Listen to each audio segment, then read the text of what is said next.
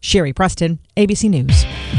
This is the KOMO Morning News. It's 8:31 Friday. You've made it to Friday. It's the 20th of July. It's rainy in downtown Seattle and 60 right now. And you're in the middle of our nonstop coverage, or continuing coverage of the awful developments in Aurora, Colorado. This is the KOMO 24-hour news center. I'm Greg Hersholt with Mandafactor. People who are leaving a sold-out midnight show of The Dark Knight Rises here in Seattle were, of course, stunned by the news from Colorado. Here's KOMO's Corwin Haig to begin our team coverage. Here at the Cinerama Theater, smiling fans turned somber as they learned of the deaths and injuries at a screening very much like this one. It just blows my mind to think that that could have been us in that position almost. Accustomed to on-screen violence, these fans can hardly believe it happened in real life and so close to home. It's just insane. That's something you would think would come from a third world country in a way.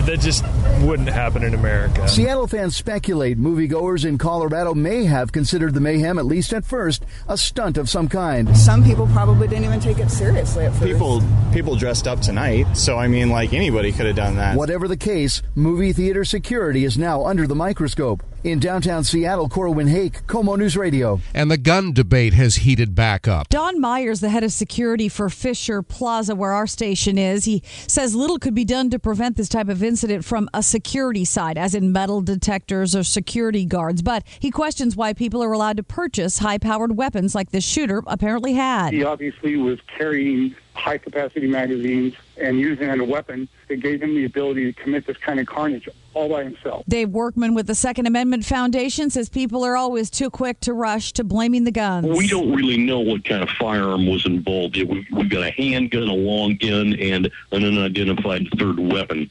We're jumping out of the gate a little too fast to say that this is some kind of assault weapon thing. Carlene Johnson, KOMO Newsradio. Lakewood Police Chief Brett Farrar lost 4 of his officers in 2009 when Maurice Clemens opened fire inside a Parkland coffee shop. We continue our team coverage now with KOMO's Frank Lindsay live. We spoke with Farrar because he's been through a tragedy like this before. Even so, he calls the news out of Colorado today unbelievable. I do not know what's going on with society at this point. I can't even wrap my brain around it or fathom what those people in that theater went through. And we've seen images this morning of police officers carrying the wounded out of the theater and putting them into their patrol cars. Once you get involved as a police officer in an incident like that, you just kind of click into your work mode. But I'll tell you what, when it's over, it has a heck of an impact on the police officer. And Farrar says his officers today are dealing with a lot more people with mental problems than he did when he was on patrol 25 years ago. Reporting live, Frank Lindsay, KOMO News Radio. Thanks, Frank. And here's what's coming up on the KOMO Morning News. Mourning the tragedy in Colorado, but a key step forward in Seattle as it heals from its own mass shooting experience. I'm John Repp, live. It's now 8:34. KOMO AAA traffic and weather every 10 minutes on the 4s. Mary Whitish, it's wet out there. It sure is, Greg. And we're getting word of a new incident on the on-ramp from 145th to southbound I-5. A 2-car collision reported. Not sure if it's a blocking issue, so State Patrol is headed that way. And the southbound I-5 drive is just really slow, coming from Linwood all the way through downtown Seattle. Earlier problem in the express lanes at the exit to Pike Street, cleared off to the shoulder. It sounds like some emergency crews are still there, so those express lanes are still jammed up from Lake City Way. Northbound I-5 approaching Spokane, an earlier stall just cleared from the HOV lane, but just on the other side of the road, right before the exit to Spokane Street, another vehicle slid off the road and landed in the ditch. We also have that same issue in the South Hill area of Puyallup, the on-ramp from Meridian 31st to westbound 512, a car off the road into the ditch. Emergency crews just now arriving, not blocking any lanes. Back to Lake Washington, we have a new stall westbound 520. Just as you approach the west high-rise, it's blocking the right-hand lane. Traffic quickly jamming up from the east high-rise. Westbound I-90 might help you some, although it is slow as you go through the Mercer Island Lid over to I-5. And we're also getting word that their flammable cargo restrictions has been in place, or just put in place, in the tunnels on I-90 either direction. I'm Mary Whitish in the KOMO AAA Traffic Center. And a look at the weather as you head into the weekend. Here's Shannon O'Donnell. Showers and thunder showers for the Friday morning commute. Some of the downpours will be locally heavy, so some tough commuting for some of us this morning. Temperatures starting out near 60 degrees, if not warmer, so a rather warm start. We'll see fewer showers, more sun breaks as we quiet down later this Friday afternoon with high temperatures on either side of 70. I'm meteorologist Shannon O'Donnell with the KOMO 4 forecast team. We have some rain around this morning. It is 60 in downtown Seattle. New information just into the KOMO News Center from the shootings in Colorado. The Pentagon is now saying some members of the military were either killed or wounded in that movie theater shooting in Aurora. It's not clear how many military casualties there were or specifically whether they were killed or injured, but the initial indications are that the suspect in the shooting was not a member of the military. Today's tragedy in in Aurora, Colorado comes the same day Cafe Racer reopens. That is where Ian Stawicki killed 4 people before eventually taking his own life. That was May 30th of this year. It has been an absolutely shocking day of violence in Seattle. The individual involved in the shooting in the 5900 block of Roosevelt. And the site of that shooting just 7 weeks ago, ironically, is reopening this morning. It's open now for the first time, and KOMO's John Rep is there to say the first customers are walking through the doors. A lot of people, of course, have the Colorado tragedy on their minds today as they gather here in this Roosevelt neighborhood at Cafe Racer to quietly celebrate a step forward in what many say is a slow recovery process. And I think that it's healing not only for the owners but for the community. Pretty much everybody is, coming together and moving forward, and I think that we'll see a lot of folks. Very positive and very excited for them. The flowers that were once here have long disappeared. The faint outlines of a memorial message on the window are still visible. The cafe business is quiet right now, but one customer this morning tells me the return of this business is all about community support, and that's why she's here right now. Reporting live, John Rep, KOMO Newsradio. We got word just a bit ago that President Obama cut short his campaign rally in Florida because of the shooting in Colorado. I had a chance to speak with the mayor of Aurora as well as the governor of Colorado to express, not just on behalf of Michelle and myself, but the entire American family, how heartbroken we are. President Obama told his supporters this is not a day for campaigning. It's a day for prayer and reflection. One of the first things we learned after the shootings was that more than 100 FBI agents immediately were dispatched to that movie theater scene quickly to assist local police. More insights on this from ABC News consultant and former FBI agent Brad Garrett. Well, they can help immensely because, first of all, it's added manpower. If there are any immediate leads that need to be tracked down that are not in the Denver Aurora area, they can get them done by just picking up the phone. They also could offer expertise if there are explosives. They have weapons experts. They may have some. They can refer to them if they need to. And the FBI, from a behavioral standpoint, have profiled shooters like this for a lot of years, and so they can offer perhaps some insight into what is really going on here. Are there other people? Is this maybe perhaps just one person? They could also help from the standpoint of, because they have that kind of knowledge, suggestions on how to interview him.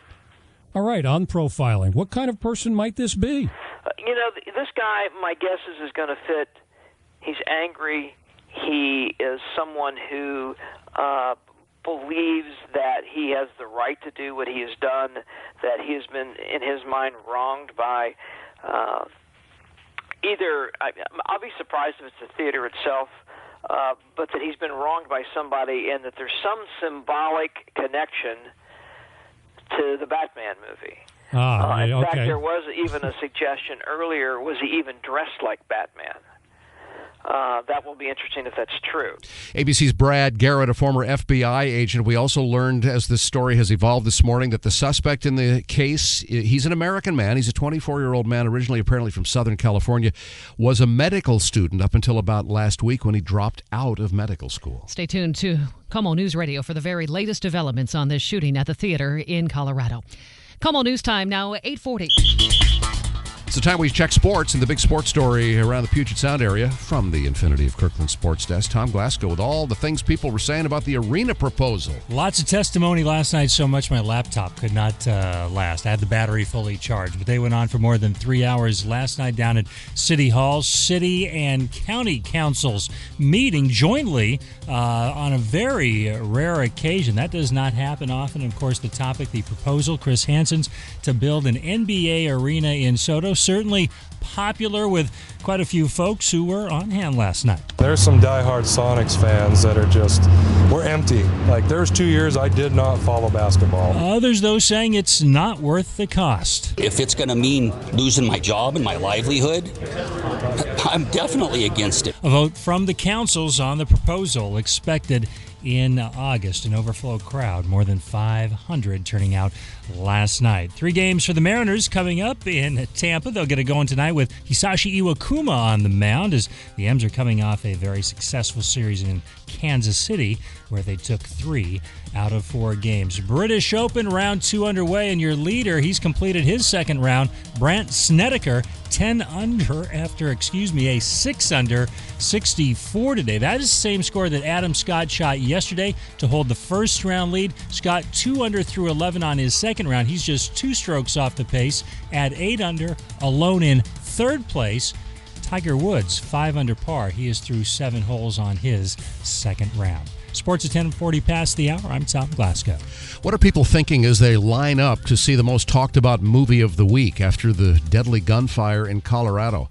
We're going to talk about that. We're also going to hear the 911 calls coming up. Bit of a challenge on the roads, too, thanks to the weather. A check on both those coming up. It's 8:42. It's 8:45. We're going to get to traffic in just a moment. First, some developing news, and Frank Lindsay's here. We're getting reports of a police officer hurt at Sumner High School. Not sure exactly how badly this officer was hurt or what happened. The initial report was that there may have been a lightning strike involved. I talked to the chief with East Pierce Fire and Rescue. He says he doesn't know about that aspect of it. He's checking that out, but what he did tell me was that they did have a lightning strike, at least one in the Bonnie Lake area. So they're trying to figure out exactly what happened to this officer who was hurt this morning at Sumner High. As soon as we find out, we'll bring you those details here on KOMO News Radio. KOMO AAA traffic and weather every 10 minutes on the 4s. Here's Mary Whitish. And also in that Sumner area, eastbound Sierra at 410 at Traffic Avenues, where we had a report of standing water in both lanes. So be careful until they can get the drains cleared there.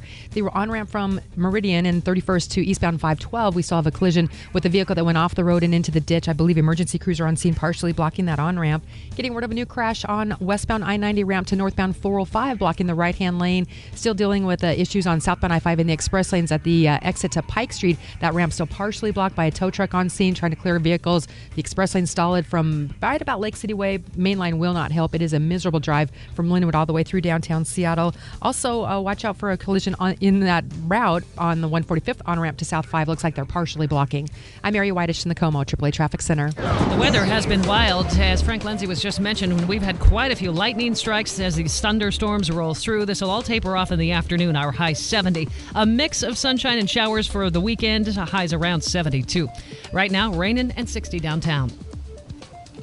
Team coverage of the mass shootings in Aurora, Colorado on KOMO News Radio and KOMONews.com. Good morning. I'm Greg Hersholt with Manufacturer. And as the story evolves of the gunman with the gas mask on opening fire in a movie theater in Denver, as the Batman movie was shown to a packed theater, now we're hearing the terror in people's voices in their 911 calls. Copy. We'll notify fire. 7 down in Theater 9. I've got a child victim. I need rescue at the back door in Theater 9 now. Inside of the theater is secure. We're bringing out bodies now.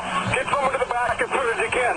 Rescue personnel. I got like 3 to 7 hits. Well, the first showing of The Dark Knight Rises at Federal Way Century Theaters is just about to begin. You've got to wonder how people are feeling as they're lining up for the 8:55 show this morning and after they've heard what happened in Colorado. Let's go live to KOMO's Carlene Johnson. And so far, every person I talked to, without exception in this line, says what happened in Colorado, yes, they had heard about it, but no way was it going to change their plans this morning. This woman came here with her 2 young grandsons. No, I'm not worried. I don't think anybody will be opening any exit doors after that, emergency exit doors after that. She's referring, of course, to the way we've heard that the gunman in Colorado got in through that exit door down by the screen. Another young woman in line, 25 years old, told me you can't stop living when things like this happen. Then they win. If we let them dictate that we're not going to go to the movie because we're afraid they're going to come in and shoot it up, they win. A lot of people here with young kids. I've seen some kids here as young as 5, 6, 7 years old in this line. A lot of people said they came to the early show because it's a few bucks off, $6 for the 8:55 Dark Knight here in Federal Way. Reporting live, Carlene Johnson, KOMO News Radio. Well, every Friday at this time, we have our chat with Brian, the movie guy, who had a few thoughts about the movie and about what happened at that theater in Colorado. Oh, it's very violent. I mean, the whole series has kind of been built on that, kind of grounding the Dark Knight Batman, that character in a real world atmosphere. So it plays out more like a crime thriller than just a fluffy, colorful comic book movie. So it kind of hinges, everything hinges on that violence within the film. People have been waiting for months for the release of this movie. A huge deal. It was expected to be I think the third biggest box office opening ever. Yeah, somewhere in there. I mean, do you think that'll change now? You know what? I don't think so. This is awful. It's an awful tragedy. I'm in a movie theater at least 2 times a week, and I could see where being in a movie like that, where it's loud and violent and there's explosions and something like what happened last night happens, where you can get disoriented. I mean, it's not like they're watching Sense and Sensibility. They're already in the midst of all that mayhem, and then something like that happens. It's crazy. But I don't think this is going to hurt it. I think people, we're resilient. We'll go on. It's like, people didn't stop going to the Olympics after the Atlanta bombing. People are still going to Cafe Racer. People are still going to Virginia Tech. I mean, it's, we'll continue to go to the movies. When it's something this big, we're just going to not sit at home. So I've got to think, though, that people are going to have this on their mind as they walk into a movie theater from now on. And especially when, again, you're in the mayhem of the film. You're going to probably, after this, you're going to be thinking, watching your back. I don't know. I do know there was a huge red carpet premiere planned in Paris tonight. That's been canceled, and I wouldn't be surprised to hear of more of those events that are canceled today. I would think Warner Brothers is going to be kind of all over this and very careful with how they proceed with everything. So I just have to ask you, because there are a lot of people that are planning to go see this movie this weekend. Is it good? It is a triumphant, multi-layered masterpiece. I'm going to give it an A+. I don't just hand those out, and I know it's weird to talk about the movie now that this has happened, but if you are going to go to it, you're going to be pleased. I had a wonderful time. I think it makes the whole trilogy of these Batman films one of the best trilogies in motion picture history. It's great. I think we have to leave it there, but if people want more of your reviews, BrianTheMovieGuy.com. Brian the Movie Guy, thanks. It's 8:51. We want to go right to our KOMO Newsline right now. We are getting first eyewitness accounts of what happened in that theater in Colorado. We have a woman, we were just given your name. Is it Andrea Grober? It's Angela Groover. Angela Groover, I'm sorry for that. Tell me what you experienced. Were you in that movie theater complex when this happened? I was in the complex. I was actually 2 screens down when the shooting happened. I wasn't watching that movie, but we were going to go to that movie. The only reason why I didn't go to that movie is because I had to work the next morning. What are your thoughts this morning now that you know what happened? Clearly the whole complex was evacuated. Right. It was just a very strange incident because we were watching the movie and it's like every one of the theaters had like a shooting scene. And then right when the shooting scene, it was like 10 minutes 10 minutes left in the movie, the best part, and then all of a sudden we hear a pop, pop, pop, pop, and we thought it was just the movie, but it wasn't the movie. It was actual shootings, like 2 screens down, and the bullets like came through the, the dividers. So it was just very weird. And then as soon as you got outside, it was just like mass chaos. I mean, there are people on the floor. There were just people screaming out, "Oh my God, they killed my friend!" And I mean, to hear that, it was just, it was devastating. Thank God my friend was there because he grabbed my hand and he was like, "We got to go. Angela, did they come into the theater and tell you something had happened, or did you just all spontaneously get out of there? No, it was so, like I said, it was so strange. It was like we heard pops, and again, we thought it was the movie, but all of a sudden, like 3 seconds later, after the pops started, it was an alarm, and it was like, please evacuate to the nearest exit. And it just kept saying, there's been an incident, please evacuate to the nearest exit. So we walked out the exit and walked right past the theaters where the shootings were just at.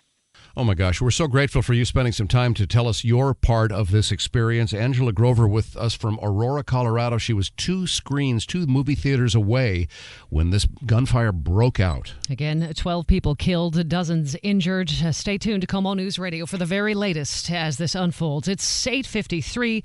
We'll get to your traffic and weather next. KOMO AAA traffic and weather every 10 minutes on the 4s. Mary Whitish has her eyes on the morning mess. Mahanda, we have a crash westbound I-90. The exit ramp to northbound 405 right lane is blocked, and quite a bit of a jam up starting in the Eastgate area. Also, they're working with the earlier problem southbound I-5 and the express lanes exit to Pike Street. Now completely cleared finally, but you're still going to be slow on both the main line and the express lanes getting into downtown.